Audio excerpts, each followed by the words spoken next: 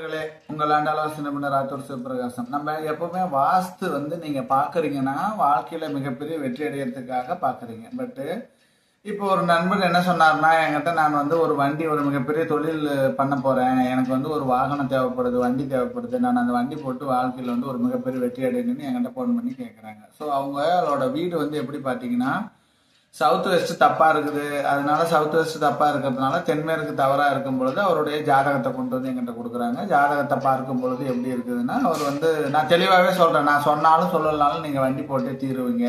ஏன்னா உங்களுக்கு மிகப்பெரிய ஒரு கெடுபடியான காலகட்டங்கள் இப்ப நடந்துட்டு இருக்கிறதுனால இப்ப நீங்க நான் சொன்னாலும் கேட்க மாட்டீங்க, நீங்க வண்டி போட்டு தீருவீங்க. உங்களுடைய பிடிவாத குணம் உங்க வாழ்க்கையில ஒரு மிகப்பெரிய தோல்வியை கொடுக்குன்னு சொல்றேன். ஆனா நான் வண்டி போடலாமா வேணாமா, நீங்க நான் சொன்னாலும் சொல்லலாம், நீங்க போடுறதுக்கு கேரண்டி தான்.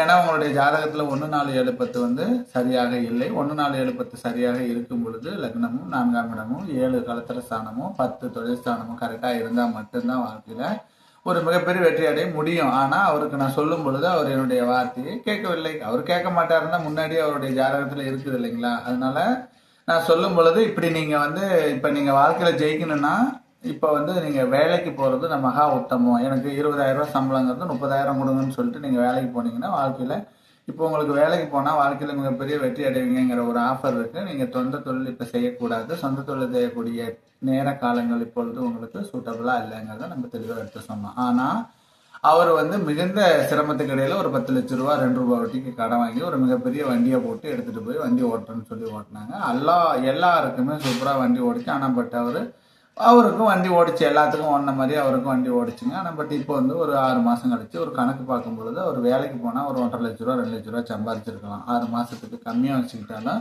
ஒரு 30,000 ரூபா சம்பளம்னாலும் 2 லட்சம் சம்பாதிச்சிருக்கலாம். இப்போ எல்லா செலவும் போக அவருக்கு 1 லட்ச ரூபாய் கிடைச்சிருக்குதுங்க. அவருடைய முதல் போட்ட 10 லட்ச ரூபாய்க்கு வட்டியே 1,20,000 ரூபாய் கட்டணும். இப்போ 20,000 ரூபாய் எங்கே கடன் வாங்குறதுன்னு யோசனை பண்ணிட்டு இருக்கிறாரு.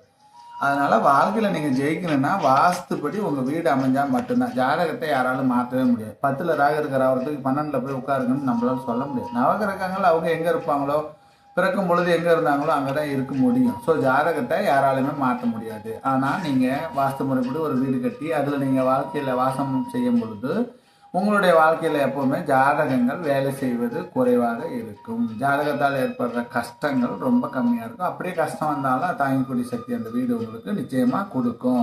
அப்போ ஒரு மனிதனுக்கு வீடு தான் வாழ்க்கை, வாழ்க்கை தான் வீடு. உங்க வீடு நீங்க வாசம் பண்றது மேக்சிமம் ஒரு 12 to 14 மணி நேரம் ஒரு வீட்டில் தங்குறதுனால உங்களுடைய வாழ்க்கையில வீடு தான் ஒரு மிகப்பெரிய பாசிட்டிவ் எனர்ஜி கொடுக்கக்கூடியது. அப்போ நீங்க உங்க வீட்டை நீங்க பாசிட்டிவ் எனர்ஜி கொடுக்கக்கூடியதா நீங்க அமைச்சுக்கணும். ஸோ நான் வாஸ்துப்படி வீடே இல்லை. இப்போ எங்க அப்பா காலத்தெல்லாம் வாஸ்தே இல்லைப்பா, வாஸ்தே இல்லாமல் நான் 40 ஏக்கர் காடு சம்பாதிச்சிருக்கேன்னு எங்கள் அப்பா ஒருத்தர் சொல்கிறாருன்னு வச்சுக்கோங்க.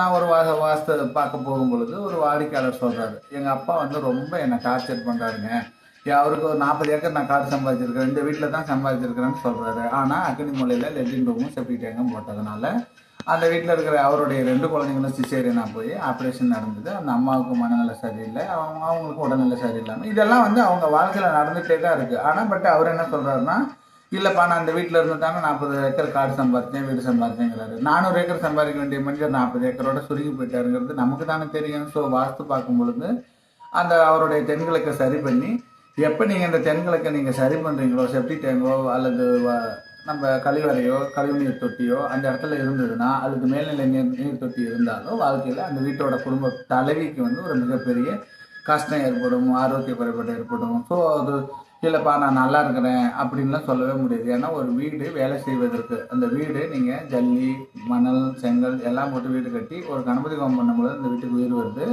அந்த வீடு உங்களுக்கு எப்போவுமே 7 வருடங்கள் பார்த்துக்கிட்டே இருக்கும், காத்துக்கிட்டே இருக்கும். உங்களுடைய நேரம் நல்லா இருக்கும் பொழுது எதுவுமே தேவைப்படாது. வாஸ்துவோ ஜோதிடமோ எதுவுமே தேவை. ஆக்சுவலி இப்போ ஒரு எக்ஸாம்பிள் எடுத்துங்க, நேராக பேங்க்கு போகிறீங்க, நீங்கள் டெபாசிட் பண்ணியிருந்தீங்கன்னா உடனே எனக்கு காசு கொடுங்கன்னு சொன்னால் கொடுத்துருவாங்க பேங்க்கில்.